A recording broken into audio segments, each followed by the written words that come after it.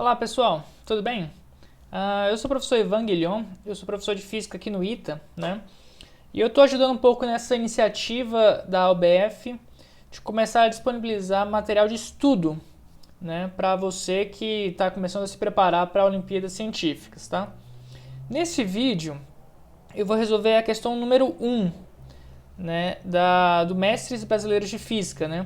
Que é a etapa final que seleciona as equipes da Olimpíada Internacional de Física, da Olimpíada Europeia de Física, na qual o Brasil participa como país convidado, e da Olimpíada Ibero-Americana de Física. Tudo bem? Então vamos falar um pouquinho desse problema 1, né? E essa aqui foi uma aula que eu dei, né, em março de 2020, na qual os alunos fazem primeiro as provas, depois a gente dá aula para eles, e no terceiro momento eles então vêm até nós para discutir as notas que eles receberam, né? Para discutir as soluções deles e algumas vezes explicar o que não deu para entender, né? E lutar por mais pontos. Então a gente tem esse momento aí no formato atual do MBF, né, Brasil. Então vamos falar aqui um pouco sobre esse problema 1, cujo tema é a variação do índice de refração com a frequência. Tá? Então aqui está o enunciado dele, eu vou ler ele um pouquinho rápido, né? Então, vocês estão vendo aqui meu mouse, né? Então, o que a gente vai falar aqui, né? Nesse problema, a gente vai ter um modelo microscópico clássico, né? Capaz de descrever a dependência da função dielétrica de um gás, né? Ou seja, é um modelo microscópico clássico, vai ter variar a função dielétrica com respeito ao comprimento de onda da luz, né? Então, ok. Nesse fenômeno possibilita, entre outros efeitos, a formação do arco-íris, né? Então, o arco-íris ele existe devido a esses efeitos aí de a sua função dielétrica, no seu epsilon, e consequentemente o índice de refração ele varia com lambda. Então, cada cor do arco-íris ela difrata sobre um ângulo diferente. Então, isso é que fundamenta o arco-íris, beleza? Ele também tem um fundamento físico, através do qual um prisma óptico é capaz de decompor a luz branca em diferentes cores. Ótimo, beleza, tranquilo. Então o problema vai te introduzindo ao fenômeno que ele quer estudar, né? Isso é uma coisa muito comum nas Olimpíadas Nacionais. Considere então um gás com densidade volumétrica de partículas N, né? Em uma região atravessada por uma onda eletromagnética plana e monocromática. Então tem um N partículas por volume, né? Que vão ser atravessadas por uma onda plana, né? Que é essa que está vindo da direita, né? Progressiva. Então é uma onda aqui, um vetor campo elétrico na direção X, tudo bem? Que viaja de forma progressiva na direção Z e está aqui se deslocando, né? Ok, então ele falou essas coisas aqui, direção X, então ele está explicando aí as contas, né? Da onda plana. A interação atrativa entre a molécula do gás, né, e um de seus elétrons pode ser modelada em primeira aproximação, ou seja, está aqui uma aproximação que vai ser feita, como uma mola de constante elástica K, igual a m ômega 0 ao quadrado.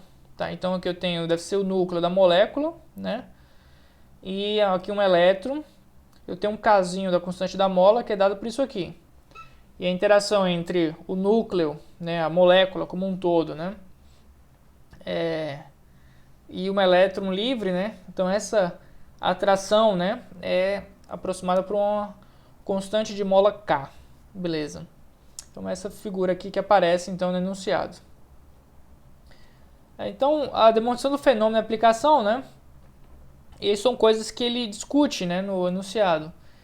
Então, um prisma, você entra com luz branca e ele separa as diferentes cores, né? Então, isso aqui é bem o CD do Pink Floyd, né?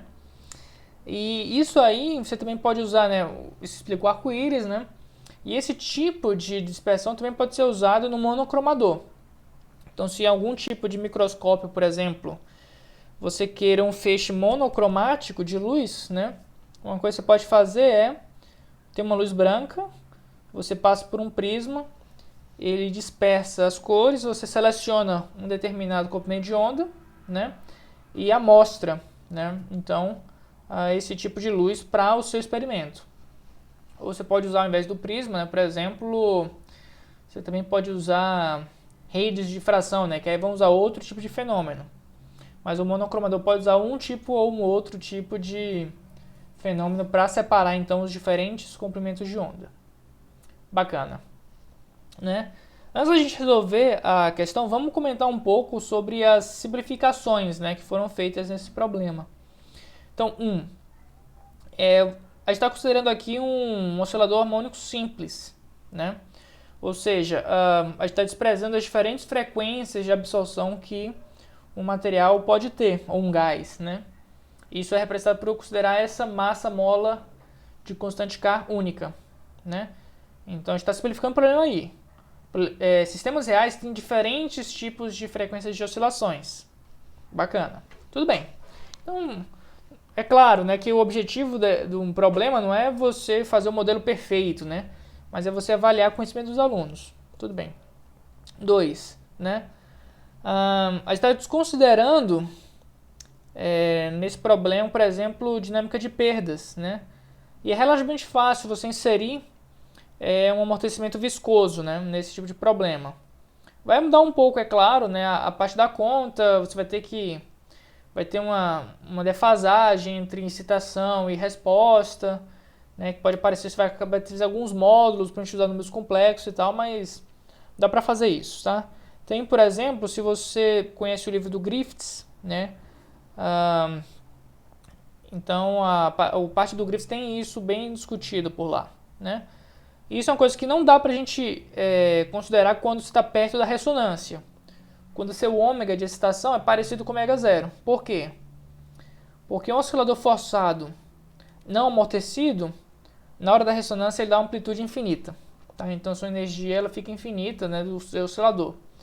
Então perto da ressonância você tem que ter um mecanismo de perdas que atue de tal forma que você tenha uma resposta finita do seu sistema, né? Mas se você estiver muito longe da ressonância, as perdas são desprezíveis e a sua aproximação aqui é bem razoável, tá? Outra coisa que é importante a gente comentar, né, é que o seu modelamento é clássico aí, né? Então acho que deve estar perto dessa figura, né? O que existe é uma coisa desse tipo, né? Eu não sei para que lado eu tenho que me jogar, mas acho que você consegue ver aí, né? Então, em sistemas reais, essas excitações, né, elas são quânticas. Então, no sistema real, você tem fótons que interagem com a estrutura eletrônica do seu sistema. Se pensar em termos de átomo de Bohr, você tem diferentes níveis de energia, que são excitados por diferentes energias possíveis de fótons, né? Então, isso aqui acontece de fato, né, com a análise quântica do seu problema. Mas é uma coisa bem difícil de tratar a nível de ensino médio, principalmente. Tá? Então, está fora do escopo. Mas é algo que, se você usa teoria de perturbação, né, com o campo eletromagnético dependente do tempo, é algo que você consegue trabalhar. Tá? Mas é que a gente não vai se interessar por isso, então a gente vai estar restrito à parte clássica, né? E ele comenta que você pode usar esse tipo de aproximação, né? 1 mais x elevado a n é aproximadamente igual a 1 mais nx, com um x muito pequeno. Tá? Então isso aí pode ser utilizado. Então são, em geral, essas as considerações feitas pelo problema. E aí então a gente pode, antes de resolver, só simplificar um pouco o que é abordado nesse problema, se a gente for professor e estiver preparando alguém para Olimpíadas, né? Então o que é cobrado nesse problema e a que nível, né? Força elétrica, você vai precisar de ter noções de força elétrica, principalmente vetoriais, né? Dinâmica da partícula, então ter noção de como encontrar e determinar a equação de movimento, no caso aí de um oscilador harmônico forçado, tá?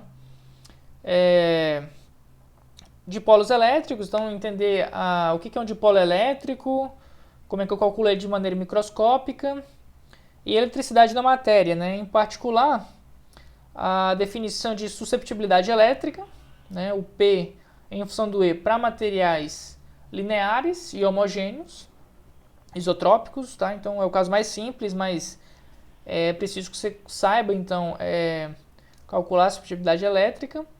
E a partir daí, então, a relação dela com a constante dielétrica do gás e a relação dessa corrente elétrica com o índice de refração.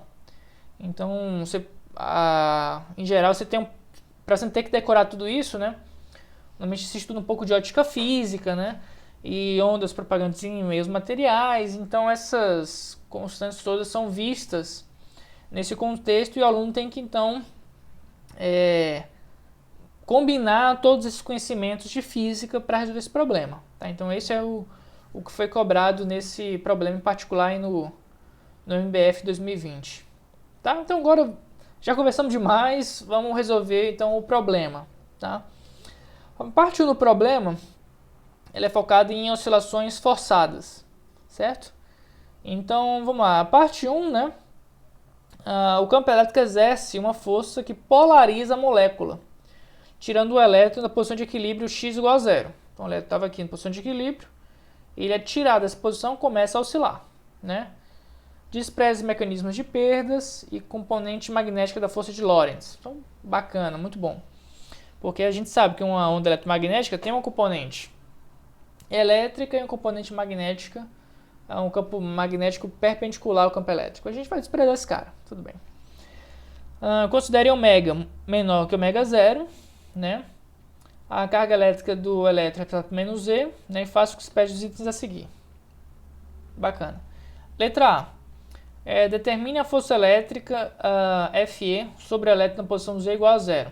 Então, esse item A é para o cara ganhar aquela confiança. Tá? Então, essa primeira questão foi a questão mais simples. Né? Eram duas questões nessa edição do MBF.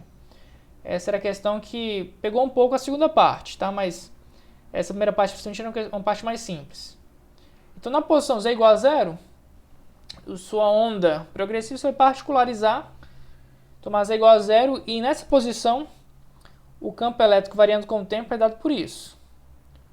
Com a expressão da força elétrica, você multiplica esse vetor por menos Z, e daí você tem, então, a força elétrica variando com o tempo e a direção dela. Então, era isso que devia ter sido feito nesse primeiro item. E eu vou falar como foi pontuado também em toda essa questão aí na avaliação, né?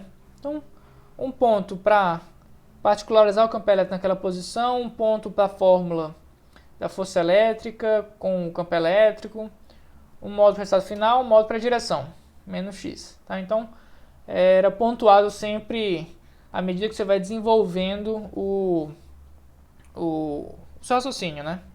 E tem que estar tudo registrado na folha de respostas, na parte do brasileira, né? Vamos lá. Então, na seletiva brasileira é sempre contado esse desenvolvimento do raciocínio. Parte B, né, a equação de movimento. Então, escreva a equação de movimento desse elétron. Cara, isso aí você vai começar a raciocinar e vai registrando, né? Então, quem que fosse resultante? A força elétrica mais força elástica, né? A força elástica, no caso, é essa interação que na verdade é de natureza elétrica, né? Mas é a interação núcleo-elétron livre que a gente traduz isso como uma força elástica, beleza. Então, a força resultante é essa massa vezes aceleração. A aceleração é a derivada segunda da posição. Então, esse x, duas linhas. Força elástica, F igual a menos kx. Força elétrica, calculei antes. Estou expondo tudo isso na direção x, né, do campo elétrico. E aí, manda esse kx vai para um lado esquerdo. Divide tudo pela massa. K sobre m igual a ômega zero ao quadrado. Divide essa amplitude por m. Então, aqui eu fico com a minha equação de movimento, que é a forma clássica do oscilador harmônico forçado. X dois pontos, ômega ao quadrado, frequência natural, x, igual aqui um Fzinho, né, força por massa, de T. Bacana. Então, 4 pontos, né? 1, indicar a força resultante. 2, calcular o valor da força elástica, né, e desenvolvendo essas coisas. E 2 pontos para o resultado final. Beleza?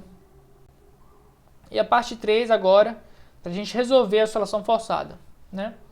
Considere que, no regime estacionário, a função horária da posição do elétron pode ser escrita como um x de t igual a cosseno de ômega t menos φ. Muita gente, só para quem não está em cima de Olimpíadas, né, sabe resolver isso. Então, assim, teve gente que ignorou essa dica, né, e resolveu a equação diferencial na lata, tá? Porém, o ideal mesmo é você usar essa hipótese, né? Que na verdade, se você olhar bem, é a solução particular que é que a gente está interessado. Tudo bem? A solução estacionária, sem perdas, né? Ela persiste com o tempo, né? Mas se tiver assim, uma perda minúscula, com o passar do tempo razoavelmente longo, ela decai, tá? Então, no caso, a gente está frisando que a gente está interessado apenas a solução de regime estacionário, que tem essa cara. Então, determine a φ. O que você tem que fazer nesse tipo de solução? Substituir esse x de t na equação de movimento, que é essa equação 5. Então, substituindo aí, você tem derivada segunda, que é esse menos ômega quadrado. Esse ômega zero aqui já estava na equação de movimento, como você pode ver. Você expande aqui com isso aqui, né? Então você compara o lado esquerdo com o lado direito. Como o lado esquerdo e o lado direito tem que ser idênticos em todos os pontos, todos os instantes do espaço, né? Você compara amplitude com amplitude, fase com fase, né? Lembra que tem esse menos aqui, certo? Então por isso que você pode embutir esse menos como se fosse um ômega t mais π, né? Mais ou menos π, tanto faz. E aí você compara com esse φ aqui. Então a fase é π, que pode virar um sinal, e a amplitude, né? Supondo a amplitude positiva, né? É dada por isso aqui. Então, resolvemos aqui a parte da oscilação forçada. Essa aqui era a primeira parte da questão. A pontuação, né? Substitui corretamente na equação de movimento, e um ponto para a fase e um ponto para a amplitude. Então, era esse tipo de pontuação. Você vê que é bem direta, né? Então, nessa questão teve muita discussão na hora da moderação, por exemplo. A parte 2, né? A parte 2 já vai ser, então, a parte que pegou mais gente, né? Que é a parte de eletricidade da matéria. Então, a parte 2 começa assim. Ao deslocar o elétron, o campo elétrico polariza a molécula, né? Induzindo um momento de dipolo elétrico P, proporcional ao deslocamento do elétron e sua carga. Então, para bom entendedor, gente, isso aí já meio que já está te dando até como calcula esse cara, né? Então, Pzinho ele é um dipolo elétrico da partícula. No cenário macroscópico, um vetor de polarização P maiúsculo é definido como um momento de dipolo por volume, e ele é observado, né? Então, assim, tem um Pzinho que é o momento o dipolo elétrico microscópico, e o P, que é a densidade volumétrica desses caras, tá? Ele é observado. Então, o que eu tenho que fazer, então, né? Tem que determinar o vetor de polarização instantânea P de T, né? Então, o que é feito, né? Primeiro, o momento de dipolo microscópico, que é o Pzinho, ele é a carga do elétron menos E vezes a posição, que é a distância dele até o núcleo, que é considerado fixo, né? A massa dele é muito maior que o elétron. Então, você vai expandir aqui, né? Substitui o x de t, expande esse cara, e aí desenvolve aqui, basicamente ele vai trocar esse π, virar um sinal e cancelar com esse cara. Ótimo. Então tem um monte de dipolo no instante t, que é microscópico. E para eu transformar no cenário macroscópico, eu tenho que multiplicar por n, que é a densidade de partículas por volume. Número de partículas vezes o momento de cada momento de dipolo de cada partícula, eu tenho a polarização total, dividido pelo volume. Então, basicamente, multiplicar por n. Multiplicou por n, você tem aqui o seu vetor de polarização macroscópica. Tudo bem? Efeitos que eu estou simplificando nessa história, né? Eu estou supondo que essa polarização do campo elétrico é fraca e o campo elétrico que de fato é exercido sobre a partícula não é perturbado pelo vetor campo elétrico gerado pelas cargas polarizadas, pelas cargas induzidas. Tudo bem? Então é uma aproximação de primeira ordem, mas isso aí é um ótimo resultado, gente, fica tranquilo. Pontuação. 2 pontos para o resultado do momento elétrico, né? 1 ponto aqui por essa expressão aqui, de como calcular um dipolo elétrico, e 2 pontos pelo resultado aqui do vetor de polarização P. Então isso aqui foi bem pontuado. Tá? Parte E. Calculou o vetor de polarização, então calcular a suscetibilidade elétrica. Uma vez que você conhece, gente, o P e você conhece o campo elétrico, a relação entre os dois, né, com esse ε0 para garantir as unidades, né, a conversão de unidades, esse aqui, né, é a suscetibilidade elétrica, então ele basicamente esse cara é o cara que vai te dar então a relação entre dado um campo elétrico, quanto que eu polarizo o meu gás. E é dada por isso aqui, né? Então observa que esse é 0, cosseno de ômega t é o campo elétrico, passa esse cara dividindo, o que sobra, n e ao quadrado, m, essas diferenças dos quadrados das frequências, esse ε0 que apareceu agora, né? Isso aqui é constante de proporcionalidade adequada, então, para me dar a suscetibilidade elétrica. Tá? 5 pontos também para esse item, 2 pontos para a definição de suscetibilidade elétrica e 3 pontos, né? O resultado da suscetibilidade elétrica com a conta. Né? Então, muita gente, por exemplo, esqueceu desse ε0. Tá? A gente teve algum desconto das notas, né? Mas, em geral também, nas provas, né, um princípio da internacional e das seletivas nacionais, né, do Brasil, é que a gente evite dupla penalidade. Então, a gente penaliza aqui, mas para os outros itens, entende-se que você não pode ser penalizado novamente por esse ε que você esqueceu nesse item. Tá bom? Mas então aqui, calculei a suscetibilidade elétrica. Ótimo. Item 2F, né? Agora a gente vai, né, calcular o índice de refração. Né?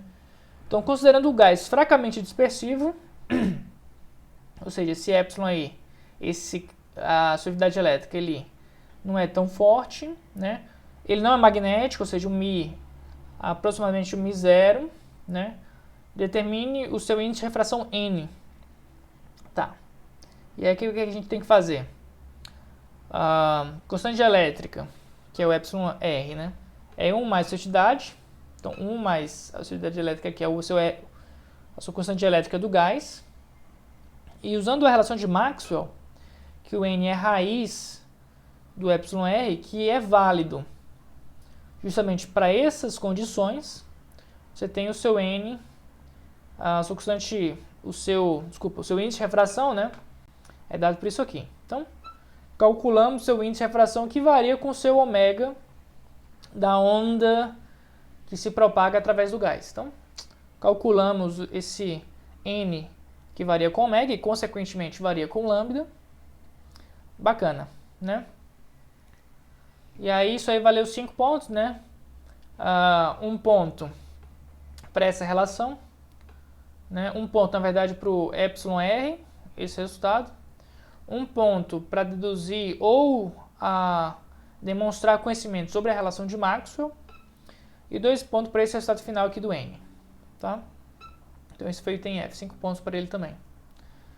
Né? Só uma observação sobre a validade da relação de Maxwell. Tá? Aqui eu tomei aqui algumas são soluções, né? Cloreto de potássio, brometo de potássio, né? Cloreto de amônio, né? E aqui está o N ao quadrado comparado com a constante dielétrica e estática. Né? Então, observa que tem uma concordância muito boa. Né? Isso é muito bacana. Isso aí também é válido para gases fracamente dispersivos. Deixa eu só tirar aqui. Isso, sumiu. Observa o N ao quadrado de um lado e o K do outro, né? O K estático fica muito parecido, né? As variações aí estão aparecendo na sexta casa decimal do N ao quadrado. Tudo bem? Então isso aí a gente já vê que o nosso problema está se encaixando bem nesse caso e que essas aproximações são bem razoáveis. Tá? E aí eu acho que a gente está chegando já bem no final da questão, né? A parte 2G, né? Então demonstrar que no limite de ômega 0 muito elevado, ou seja, eu estou no ômega aplicado abaixo do ômega 0, bastante abaixo, vale a relação de Cauchy, que é uma relação empírica obtida muito antes da teoria eletromagnética, né? de como o índice de refração variava com a frequência. Tudo bem? Ok, então, e determinar as constantes A e B. Vamos lá, então. Nesse caso aqui de ômega 0 muito maior que ômega, primeira coisa, isso aqui eu posso escrever como sendo 1 mais x, esse x é pequenininho, e raiz dele. Essa raiz é um expoente de 1 meio. Então isso aqui pode ser aproximado via aquela aproximação dada do enunciado em um fator de meio aqui multiplicando. Então, pela aproximação de Bernoulli. Ótimo. Isso aqui então, né, você desenvolve um pouco mais isso. Coloca o ômega 0 em evidência. Isso aqui que está embaixo vira um fator de menos 1 aqui em cima. Aplica a aproximação de novo. Esse menos 1 cai aqui com um sinal de mais. Né? E essa cara aqui é exatamente a fórmula de Cauchy que apareceu, né? Muito bacana. O coeficiente A é isso aqui. E o coeficiente B é esse ômega 0. Então você deduziu aqui a parte A e a parte B para esse caso aí do gás fracamente dispersivo, não magnético, e a gente demonstrou então a fórmula de Cauchy para esse caso específico, né? E aí a pontuação, a aproximação número 1, binomial, feita. A aproximação número 2, que você precisa fatorar, jogar nessa cara e aí aplicar a aproximação 2 pontos, né?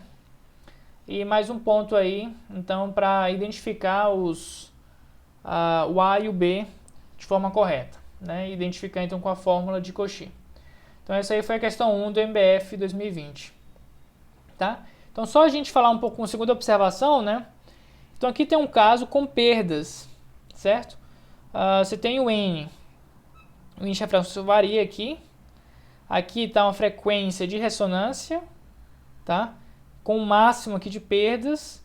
E aí quando está perto da ressonância, gente, essa tendência a aumentar com ômega ao quadrado, isso aí se perde, tá? Então você tem um comportamento anômalo perto da ressonância e depois você volta a subir, tá? Então isso aqui é a frequência de ressonância com o máximo de... e esse alfa aqui são as perdas, né? Coisa de extinção. Perto da ressonância tem esse máximo de absorção de radiação, tudo bem? Então as perdas não são mais expressíveis e um comportamento anômalo do índice de refração, né? Porém, se você tiver no regime de baixas frequências, né, frequências muito abaixo da frequência de ressonância, observa que você tem o seu N crescente, obedecendo à fórmula de Cauchy, e 2, esse gráfico de perdas está muito perto do zero, ou seja, vale a aproximação de baixas perdas e vale a fórmula de Cauchy, tá? E aqui no final, né, o que não é previsto pela fórmula de Cauchy? Essa variação anômala, né? Ao invés de ser crescente, mas decrescente nas proximidades da frequência de ressonância. Tudo bem? Isso aí não é previsto pela fórmula de Cauchy. E para prever isso, você precisa colocar as perdas e desenvolver um pouco mais esse modelo. Tá bom? Então, é isso aí. A gente acabou de resolver, então, a questão número 1, né? Do MBF aqui no Brasil, né?